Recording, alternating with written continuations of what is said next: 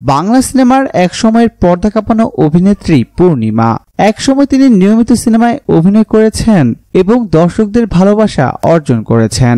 দীর্ঘদিন যাবৎ বড় পর্দায় দেখা মিলছে না তার, তবে মাঝে মধ্যে দুই একটা টিভি নাটকে অভিনয় করতে দেখা যায় তাকে। জানা যায় তিনি বর্তমানে স্বামী এবং সংসার নিয়েই বেশিরভাগ সময় কাটান। এদিকে সারা দেশে চলছে শাকিব খান এবং অপু বিশ্বাসের গোপন বিয়ে ও সন্তান নিয়ে তোলপাড়। কেউ কল্পনাও করতে পারেনি শাকিব অপু কাউকে কিছু না জানিয়ে লুকিয়ে বিয়ে করবেন এবং তাদের সন্তান থাকতে পারে।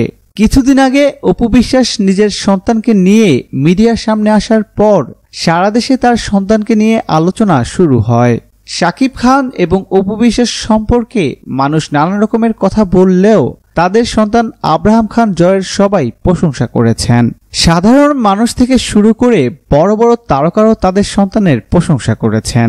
অপু বিশ্বাস এবং শাকিব খানের ছেলেকে নিয়ে জনপ্রিয় অভিনেত্রী পূর্ণিমা বলেন, ছেলেটা কি নিষ্পাপ, কি সুন্দর, ওর জীবনটাও যেন এমনই সুন্দর হয়। এছাড়াও অভিনেত্রী পূর্ণিমা শাকিব খান এবং অপু বিশ্বাসের সুখী দাম্পত্য জীবন কামনা করেন। প্রিয় দর্শক, ধন্যবাদ ভিডিওটি দেখার জন্য।